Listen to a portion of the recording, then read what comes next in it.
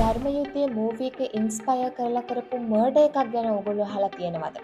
මේ සිද්ධිය වාර්තා වෙන්නේ ඉන්දියාවේ මහාරාෂ්ට්‍ර ප්‍රාන්තයේ. මෙහිදී ඝාතනයට ලක් වෙන්නේ විජය චෞහාන් කියලා පුද්ගලයෙක්. ඔහුගේ බිරිඳ වුණේ කොමල් චෞහාන්. පොලිසිය කියන විදිහට කොමල්ට තවත් රහසිගත සම්බන්ධයක් තිබුණා. ඒ තමයි මෝනු විශ්වකර්මා. විමර්ශනවලට අනුව විජයව ඔහුගේ නිවස තුළදීම ඝාතනය කරලා තිබුණා. ඝාතනයෙන් පස්සේ කොමල් සහ ඇගේ පෙම්පතා හරිම දරුණු තීරණයක් ගන්නවා. ඒ තමයි විජයගේ සිරුර නිවස තුළම වලදාන එක. එහෙම වලදන්නට පස්සේ ඊට උඩින් අලුතෙන් ටයිල් අල්ලලා මේ ඝාතනය කාටවත් අහු නොවන විදිහට කටයුතු කරන්න ඔවුන් දෙදෙනා සැලසුම් කරලා තිබුණා.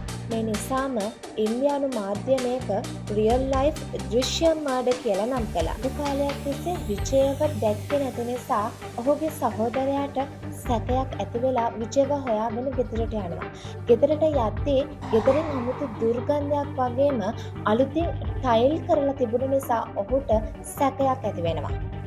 පොලිස් පරීක්ෂණ වලින් පස්සේ නිවස තුළ වලදමා තිබිච්ච විජයගේ සිරුර හොයා ගන්නවා. ප්‍රේමය සීමාව ඉක්ම ගියාට පස්සේ දරුණු අපරාධයක් බවට පත් වෙන්න පුළුවන්.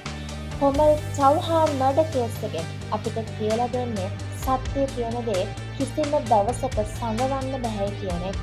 ඉතින් මේ වගේ true crime stories ගැන දැනගන්න කැමති නම් මාව follow කරලා තියාගන්න. මේ වීඩියෝ එකට කැමති නම් like එකක්, comment එකක් දාන්න.